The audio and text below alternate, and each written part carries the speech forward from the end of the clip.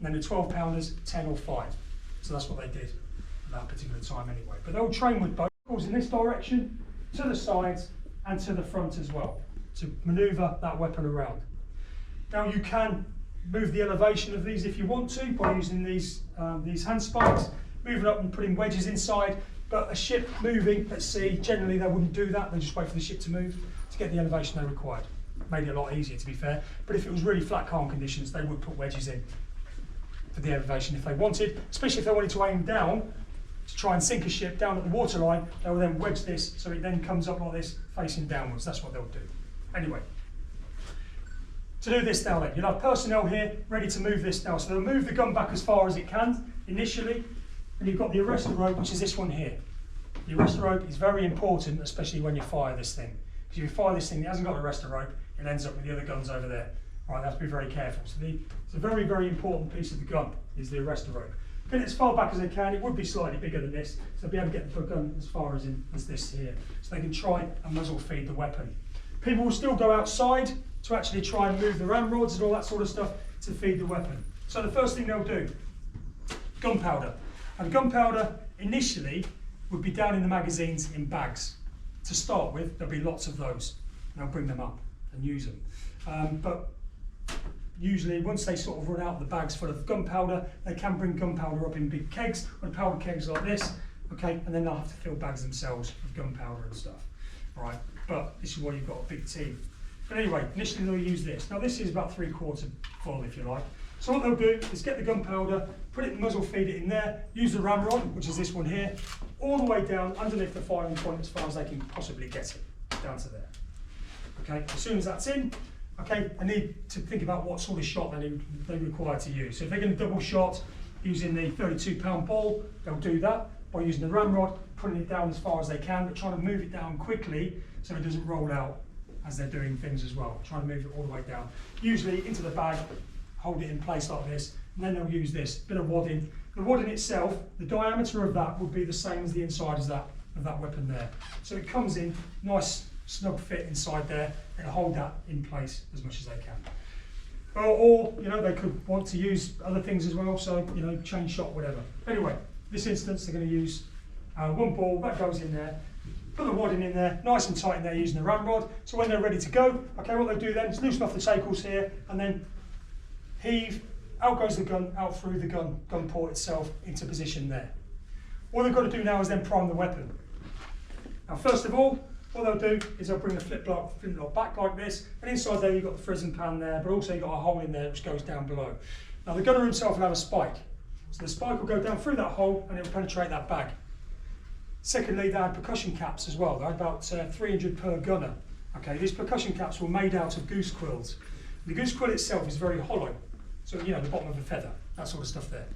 So it's quite sharp, but it's actually very, very hollow. It used to be filled with like a rice wine or a paraffin mixed with gunpowder, very fine gunpowder. So basically, once that sparks, it will just go straight through it. That's what the flame will do. Straight through this quill, bang, straight to where the gunpowder is. So that's why you need to penetrate that bag first. If that goose quill is not long enough to do it itself, I'll use the spike anyway. So that'll go down through there. Percussion cap in there, maybe for good measure, a little bit of fine powder in the frizzen pan. Using this here, this horn with very fine powder in it.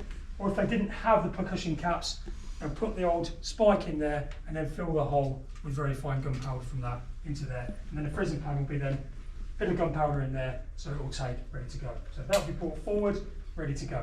So what you have then is the petty officer of the gun looking at what's going on. Looking to the left. Okay, so all you do then is just sit and watch what's going on with the ship as it's moving like this, and then pull that. Gun will then come back as far as it can on the arrestor rope. Come back, and then they have to really sort of struggle around to try and grab hold of the tackles then. So I'll get that, cheers. So try and hold it in place, because what they want to do is stop the gun from moving as much as they can. So they'll try and make sure the gun is as solid as they can before they get back next to it again. So what they're going to do now is empty what's still in there. Now, inside there, they had a bit of wadding, they had a bit of bag there with gunpowder in it as well. So inside there could be some burning embers. There could be some gunpowder in there still giving it some of that. There also could be part of this canvas in there, or even a bit of wadding maybe inside there, which is actually on fire. So the last thing you want to do is put another one back down there again, or there's a bit of a fire in there, because if you're holding onto that ramrod, you're going out there pretty quick yourself, because that explosion is going to take you out. Right, so you can't have that happen. So first of all, what they'll do is they go down there. They'll then get this here, which is called the worm. The worm will go all the way down the end, and they'll try and pull out the remnants of what might still be in there. Having to be very, very careful what comes out, because the embers will go to the deck. The deck's made out of wood. Have to be very careful, so they have to pour water on that, or sand, whatever they can that's available at the time. Or even barefooted, it's going to sting a bit, but I'll do that anyway, stop the thing happening. So we'll do that. Then afterwards, for two reasons, they would then use the sponge with cold water. First reason is dousing the flames that are in there, if there is anything still. But secondly, is to cool down the weapon itself. Now, you've got a hot barrel routine nowadays in the Navy, you still do. So the machine guns they use, you have to do it in short bursts. If you continually hold the trigger back on a machine gun, after a while, it'll get so hot, it will damage the barrel and it'll explode in your face. So this is why they do it in short bursts on machine guns, is to stop that from happening. So it's to cool the barrel down. So the more the goes explodes inside of that, okay, the less opportunity you've got of the gun breaking and exploding in your face. Right, so that's the idea, try and cool it down. So they're doing this. So they're doing that again, and then they get ready to load it again. So that again, whatever shot they've got, the wadding all the way down, out through there, frizz and pan, all that stuff, ready to go again in 90 seconds. So it's not too bad now, is it really? So one shot every 90 seconds is pretty good with something like this, especially when you've got to empty it, cool it down, and all that sort of stuff before you go again. So, and that's pretty much the gunnery. But like I said, one shot every 90 seconds, there's one shot every 5 to 6 minutes, 3 shots through every one of theirs. The battle Naval was about 28 tons of munitions used in the battle, about 15 tons of gunpowder used. So when you think about all that, the amount of stuff that's going around here, the noise, the devastation, the death, the blood, the smoke, it will be absolutely petrifying down here. And they've got to do that in 90 seconds. So it's quite something really when you think about it, because it is. Any questions on the gun? Right. So how many on the team? Sorry? How many people around the Depending if they're firing this one on its own or they're firing both sides. Now you had 14, would have been on one of these guns. How many? 14. 14 people. 14, 1 4. So there'd be 14, but if they're firing that one as well to both sides, they'll put it down to 7 and use 7 over that side. So that's what they'll do. Any questions? Scale on the side of the back here, is that for elevation? The what, sorry? The scale along each back of the barrels. The scales on it? Yeah. Yeah, it can be, yeah. All depends, but it all depends at the time really, because when you're at sea, it's very difficult you're really. be It's not like being on land because you're not No. moving, are you? But on a ship, you're giving it some of this, so sometimes You tend it's to not even rise, worth- fire on the rise.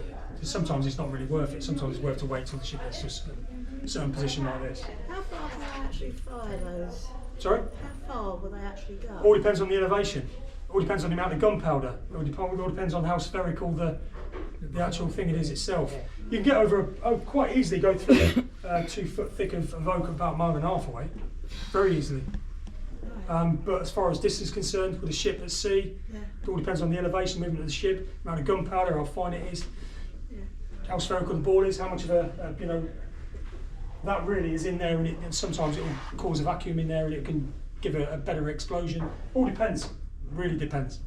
But realistically, what they want is volume out there as much as they can, but volume that's aimed well, more than anything else. So, Excuse me, Yes. why some are through the window and some are not? because that's to stop that shouldn't be there, the perspex, Okay. because usually the gun ports will be closed. The perspex is in place there to stop birds coming in there and nesting, realistically. But there wouldn't be any glass there. It would just be a gun port. Okay. Do you want to continue, or do you want to? We're going to get a picture. Oh, okay, yeah, that's fine. Happy days.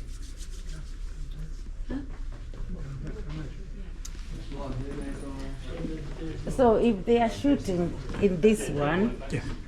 will there be any dark glass there? No, there won't be glass. All right. No, this will just be a hole. Ah, You know, the okay. gun port, which is made out of wood, but that will be lifted up so they can move the gun out. Okay, that's what that was my concern. The perspex is there to stop birds from getting into the ship while it's here. All right, yeah. So it wouldn't have existed. Okay, all right. I see. So where do we go after here? Is this is it, or there's still more? There's more down there. We've got decks below. A few decks below. two more Two below. more. Okay, we came from two up. Yeah, yeah. Well, you got go from the quarter deck to the upper gun deck to the middle gun deck to now the lower gun deck, and you've got the all-up deck, and then you've got the hold. Wow. And are we already on the water yet? This is the lower gun deck. Yeah? This is, it's not the lowest. No, it's the lower gun deck. It's the lowest one with guns on it. Then you've got the all-up deck below this, and then you've got the hold. Yeah, two more decks. at some point this ship will be in the water, right? When you it would get have to the lower, Yeah, it would be under the water. we are Because the water already, line would be just about as low as the gunwale there, I'd say. the water is already somewhere here, isn't The it? water line would be basically where the deck ends there. That would be the water line on the outside. Okay, yeah, from here we are. Yeah. Is this the only gun level? There's not another There's one. two more up. There's two There's two, back. there is two more up. Right, Yeah, you had okay, the right. you got the quarter So you've deck, got 3 levels for your guns. three gun decks, but then you've got the quarter deck and forecastle, which have got guns on it as well. Oh Do you want God. to continue? I don't know. It's up to them. I'll have a quick skip around and see. Quite happy to continue. Well, what are you doing, Ollie? I've got to make cover with me and I'm jumping back and We're board going anyway. to be off there anyway in sort of 20 minutes anyway. So we do go down into the all-up. Yeah. Go down there. Hmm? Go see where the surgery stuff, where the ocean guy, and then we'll get the ship. As long as I get one of those for me, it's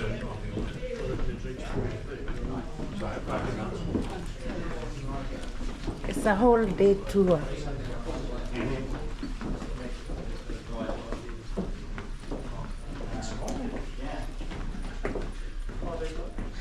Well, Yeah, it's quite easy. making up for it. Yeah. Oh, You didn't that- say wash your heads, go for the next day. Okay.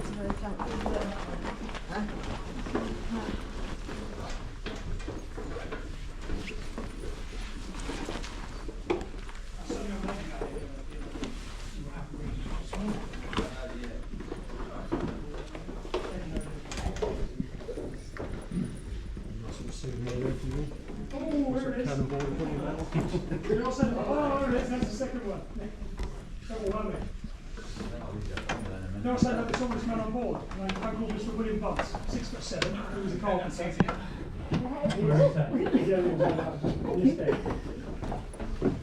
So this is your lock deck. Oh, so it's called your lock goodness. deck. This is the overlapping deck. The gun deck's to the whole. It's even that When shocking. we saw That's the sick bay blood. was on the upper gun deck, you know, to about the underweather and all that sort of stuff. In time of battle, that's moved down to here. So this is where the surgeon would set up all his stuff. Now the surgeon would have had one of these cabins at the back here, and the person would be down here as well. We'd have the bosun, the cabinet there, and also the carpenter, his own cabin as well down here. But also you'd have a lot of the midshipmen living down here as well. Right, so if anybody had any amputations, so the Mother Trafalgar, 11 people had amputations. 8 of them survived, which wasn't a bad average, to be fair, because it was quite primitive. You know, the medical journal wasn't written then. But obviously Mr. Beattie, who was the surgeon at the time, actually became King William IV's physician then after, a few years later. But his way ahead with medicine was actually superb. But if it was the army having amputations, instead of 8 surviving and 3 dying, it'd be the other way around. It'd be 3 surviving and 8 dead. Purely and simply because of what they actually found, which actually worked and helped out. In a field hospital, people would get infections and died. But with the Navy, they didn't do that. And I'll tell you about that in a minute. Let's go through all the bits and pieces we've got here first. So we've got the tourniquet there. Okay, that one there.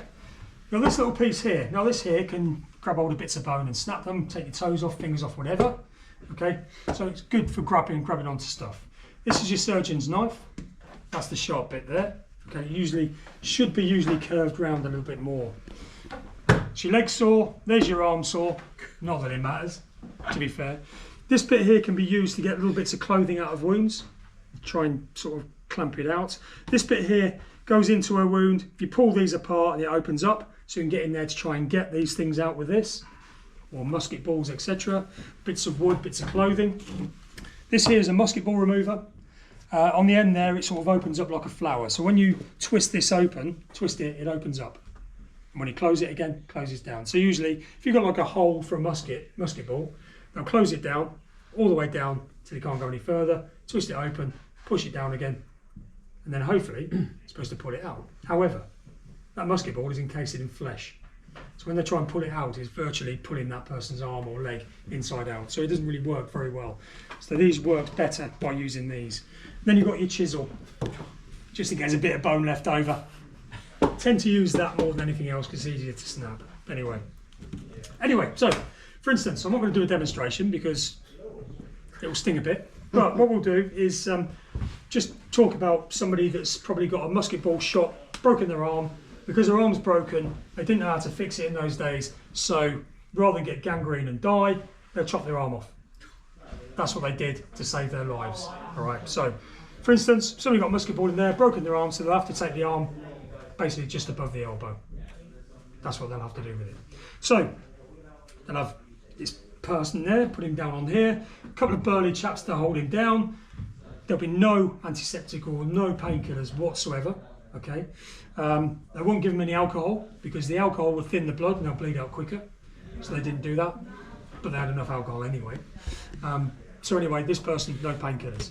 Hold him down there, piece of wood or a piece of rope between his teeth to bite down on. That's all they had. They did mention no painkillers, didn't they? Yeah. Right, happy days. So, a couple of burly chaps holding him down. So first of all, what they'll do is make sure there's no clothing. Usually when they're in battle, they're probably wearing a pair of shorts only usually, or they'll be naked. The reason for that is, if you've got pieces of clothing into the wound, it can, if it stays within that wound, it goes septic, you get the gangrene, you'll die. So wherever it is, you're not going to amputate your chest, are you? So that's the thing. This is what they'll tend to do, is to make sure they don't have that. So it's only bits of wood that might end up in their body, but then the body can then expel that sort of thing as well. But with clothing, not quite as easy. You know, that's the way it is. But anyway. So, this person, musket ball there, broken arm. And I've said no painkillers, haven't I? Right. Yep. So he's down here, cut of burly chaps, holding him down, piece of wood or piece of rope between his teeth, biting down on it, and they're ready to go. So what's the surgeon going to do? Straight away to the tourniquet, that's going to go right up to the top of that limb, stopping the flow of blood to that particular limb. Stands to reason, that's what a tourniquet does. So that's in there, holding that in place. Next thing he's going to do, didn't mention no painkillers, didn't I? Yeah. Okay. Happy days. Right. Burly chap's holding it down, biting down on his bit of rope or bit of wood. He'll then go for his trusty knife. Needs to find out where to go first, so he'll go above there, straight in, straight through the skin initially, all the way through the flesh, through the tendons, through the muscles, all the way down as far as he can. But he has to do this nice and quickly because shock is a killer. I did mention no painkillers, didn't I? Right. First of all the way through, all the way down to the bone. And I'm talking to the bone because they have to then make sure there's nothing gripping onto the bone because it could sting a bit. Right. Nothing's going to sting a bit anyway. They're doing all this anyway, so they're doing that. And I did mention no painkillers, which is good. Anyway, once they've done that, next thing he's going to do is going to go and get his arm saw. Now, he's not going to use the saw part of it straight away. He's going to blunt end first. That's going to go inside there, and he's going to move everything apart. I did mention no painkillers, didn't I? But that's what's going to happen, and it's going to sting a bit. Doing this, biting down on his piece of wood or a piece of rope, and to try and move it up as far as he can. Because what he needs to do then is find a piece of bone, which will then get covered over by that sleeve of flesh over the top, okay, as much as he can. With the army, they'll usually cut and have a great big flap, so they can bring it over and stitch it on. But they didn't do that with the Navy. They moved it up as much as they could, like this, and it did sting a bit, because I mentioned there's no painkillers, all right? Up it went. Cut through the bone, so flip it over, boom, boom, boom. Within a matter of seconds, that arm is off and in a bucket. Now, make sure there's no splinters. Either use the chisel or this little element just here to then break off, because otherwise it might hurt. All right. So they're doing this to break it all off. And then after that, they'll move everything back over again. But instead of stitching it on, they used hot pitch, which they used in the caulking process. Hot pitch or tar, straight on the end, okay? And it basically, it just sealed everything. Cauterized all the blood vessels, and it just sealed everything, stopped infection getting in the lot. It looked horrible. It would have been all melted, horrible, black, nasty, and it wouldn't look very neat. But it will stop infection. That's what they did. So they did that on the end. Once he was quite happy with that, take off the tourniquet, boom, and over they went to recover. A couple of days later, they'll be working. Job done. And that's pretty much how they did it. with no painkillers, by the way. I think I mentioned that, didn't I? Happy days. Right. So that's what they did, and same again with the leg and all that. Quite nasty stuff. Anyway, let's move on. There's not much else to see. Just quickly go on to this bit here. We'll do this bit here. So that's the hand. That's a quarter of a leg. I don't know if you remember all that time ago, we were on the quarter there. Talking about Nelson getting shot through the left shoulder, go through his left lung, shattered his spine. He got carried down below decks by Sergeant of the Royal Marines, a couple of able seamen with guns down there, and he was brought down to the cockpit, which is just here on the orlop deck, leaning up against here. That's why you've got the olive leaves on there, as you can see. This is where Nelson was, and this is where Nelson expired, this very point just here. Now, as he was brought down here, he was in a bit of a mess. So you had the chaplain down here. You had quite a few other people, the surgeon's mates. There was plenty of women down here as well, even though there was nothing written down in any ledgers in the Navy about women being on board the ship, because it wasn't supposed to happen. But everybody knew women were on board. So there would have been people down here attending to him at that particular time as well. So there was lots of people down here. You had the chaplain down here rubbing his chest, giving him water. Nelson was said that he would say, rub, rub, water, water. So he'd sit there getting thirsty, but giving little sips of water and then rubbing his chest, trying to get the pain down. However, he was drowning on his own blood at that particular time as well. So he was lying down here, mortally wounded, of course, and the captain came to see him 3 times during the time while he was down here, telling him how the battle was going, how much they'd taken, ships they'd taken at this point, how many ships had been destroyed, etc., and how his ship was and all the other ships of the British fleet were. So he was being kept well abreast of the battle. Now, the third and final time he come down here, sir, you've won a great victory. He goes, thank God I've done my duty. And this is where that kiss me hardy thing happened, all right? Now, was it kiss me hardy or was it kismet? Now, kismet in Turkish is my destiny. And in those days, I spent a lot of time in the Mediterranean, so they didn't know whether he said that.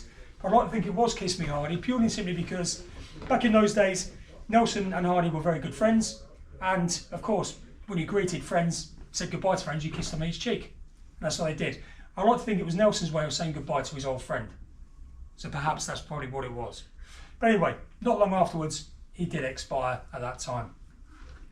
Now, Nelson himself, once he had died, they stripped him of all his clothing and then got rid of all the hair from his body and then put him headfirst into a big barrel called a Liga and ironically filled it all the way with French brandy. All right? And then now the lid on top. Took him all the way from here over to that area, lifted him all the way up, all the way at the decks up to where we were on the quarterdeck where he fell, then onto the poop, and he was actually lashed in that barrel against the mizzen mast. And Royal Marines standing guard. Now once Victory ended up going back to Gibraltar to effect repairs, she got towed there by HMS Neptune, because Victory was in quite a bad way at the Battle of Trafalgar. If it wasn't for HMS Temeraire coming around and virtually destroying the Redoutable, the Victory probably would have been lost. So the Temeraire saved the Victory at that time. So HMS Neptune towed Victory back to Gibraltar to effect repairs. But once he got there, they took the barrel off, took it to HMS Rook, which is down in HMS in Gibraltar at that time, opened up the barrel to check out the body. The body was in very, very good condition, apart from being dead, of course. All right. But what they were more alarmed about was the fact there was about a third that barrel of brandy was missing. Now, the Royal Marines, which are the trusted soldiers of the sea, okay, very trusted people, were standing guard. They had a look, thought around this barrel, and thought, well, actually, there's no evidence of seepage of any of this stuff from the barrel here. And of course, it's not that hot, so it wouldn't evaporate. So where's it going? And they reckon the Royal Marines were paying a shilling to each person there and having a drink on the boss. Imagine what would have been floating in that. It'd been a bit naughty, wouldn't it? But anyway, as we do, pickle night and Trafalgar night, we still have a drink on the boss anyway, but usually with a port or maybe a rum.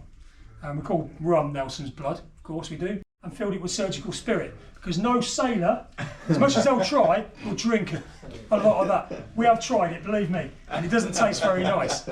So they filled it with surgical spirit, nailed the lid on, put it back on the Victory again after the repairs were made, back to the UK. When they took Nelson's body off in Greenwich, they did an autopsy on his body and they found the musket ball under his right shoulder blade.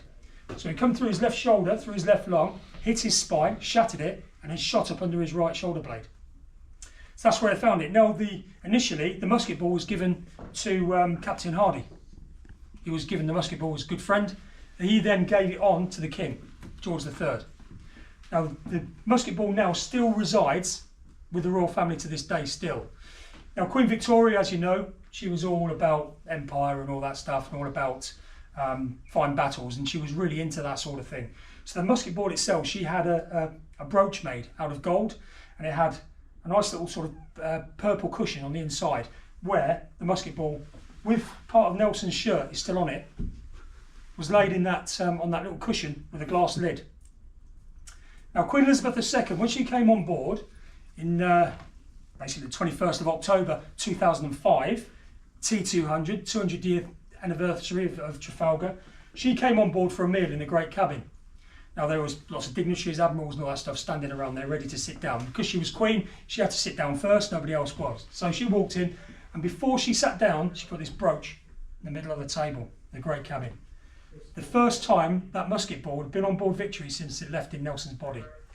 Quite poignant, because it was only 20 odd yards away from where it first hit him. So it was quite a thing, really. So if anybody wants to see the musket ball that killed Nelson, and that brooch, it is at Windsor Castle. Sometimes you get to see it, sometimes you don't. It depends on what rooms are opened. But it is there, and it's still part of the royal jewellery, and it is there. Wow. So it's a good bit of kit, really. So if you're interested in that sort of thing, not a bad thing. But if you want to see the uniform we wore, Greenwich, still there. You still see the hole in his shoulder, and that's there. It's the uniform we wore is still there in Greenwich. So if you go to Greenwich Maritime Museum, have a quick look at that. And it's free to go in as well.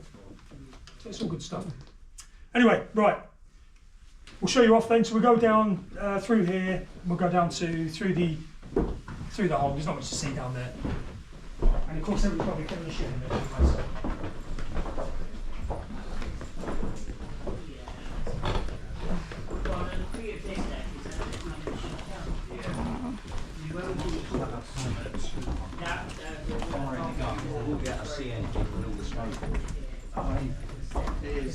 Oh, it's a big rope, a huge, oh my God, tons of rope. It's in there. Well, now you know. Yeah. In this ship, you have to put your head down. It's short rope. Short rope. Look at that. Let's hurry up before. I don't know which way they've left. Oh, they're in here. More ropes.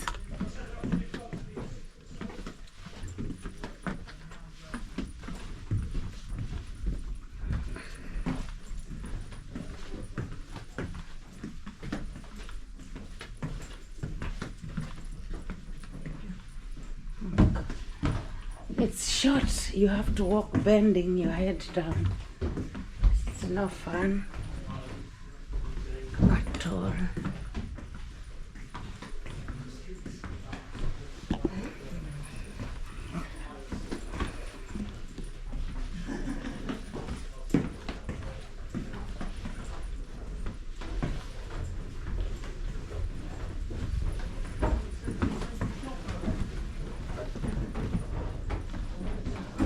You can get lost in here.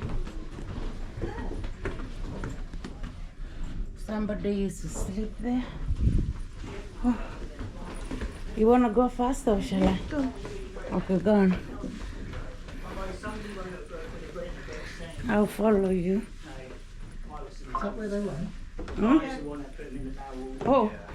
I mean, it sounds like any meeting really wrote Oh, Jesus. I read there are some other accounts that maybe from personal telling about what happened.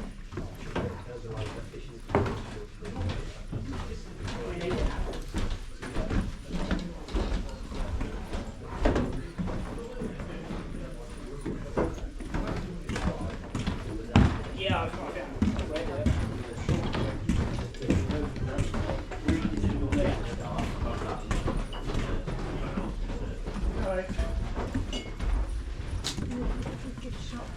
Oh, they have a shop here. Yeah, what a Wow. surprise, yeah. Mhm. Yeah, a gift shop. That's how it looks.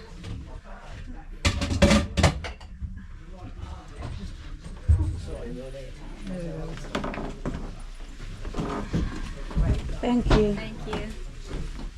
The inside of the magazine as well would have copper on the inside. 4 reasons. First one is, can't get a static bolt off of copper, so you won't get the static into the gunpowder. Secondly, gunpowder itself is very sulphurous, so the saltiness of the gunpowder itself will start rotting the wood from the inside, so that protects the wood as well. Thirdly, water on the outside getting in. You don't want wet gunpowder. Like they say, like in every other ship it is, don't worry about the water that's on the outside of the ship, it's the water on the inside of the ship you have to worry about. All right? But especially in a magazine, because your gunpowder then turns to porridge and it won't fire. You have to be careful, so that's to try and keep it as dry as they can. And fourthly, and most importantly, they had rats on board. And rats will try and eat through the wood to get to the gunpowder because it was salty, they used to like the taste. And the last thing you want is a load of little furry hand grenades running around the ship. Because invariably, what they'll do is try and find somewhere warm to sleep. And where's warm? The stove. If it explodes underneath that, all that's going everywhere and you've got a massive fire, haven't you? So that's what they had to try and avoid to stop all that. So that's the 4 reasons why copper on the inside. But it would be a lot bigger. Like I said, people climbing down through ropes. And that's pretty much it. Okay, right. I think that's pretty much it. I mean, I think they want to try and get people off the ship now because it's that time where everything has to close down. So we have still got, you still have got the dry dock, but we can't do that tonight. Right, I'll show you what's going on. That's right.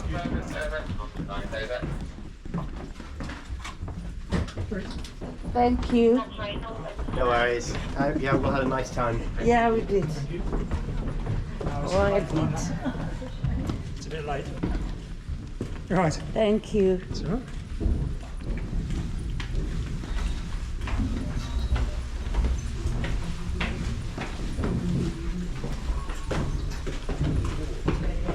The second oldest dry dock in the world as well. Second oldest dry dock in the world. Oldest. Yeah. Second The second oldest, yeah. oldest The oldest one's over there with the monitor in it. dock M33. in the world. That's number 2 dock, Portsmouth Dockyard. How? Nearly.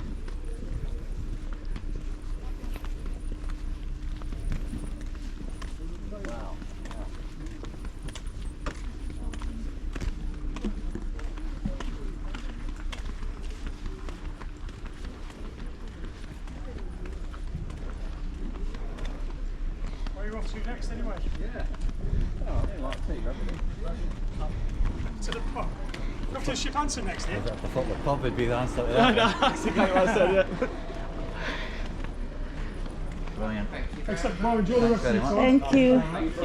Thank you very much.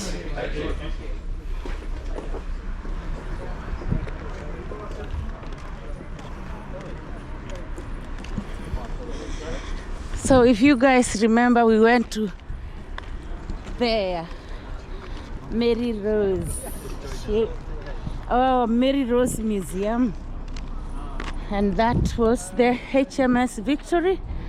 We did not even finish. It's quite big, and they are still doing some work in there. I am tired, so tired. So I'm gonna have a seat on one of these and wait for the lift.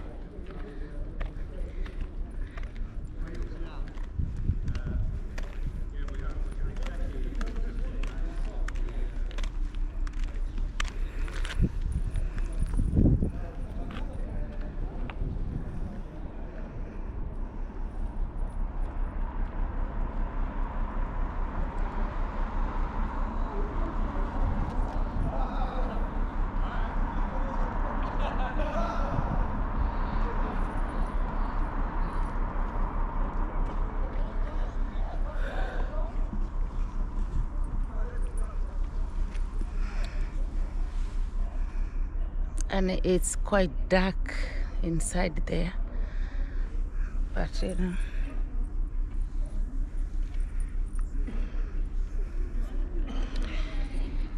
the history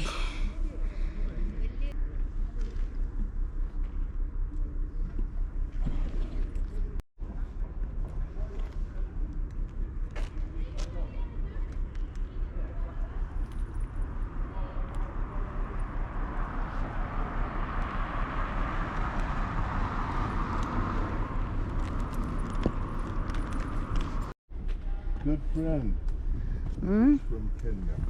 Your good friend. Yeah, Charles Orino. Owino. Orino. Orino. Yeah.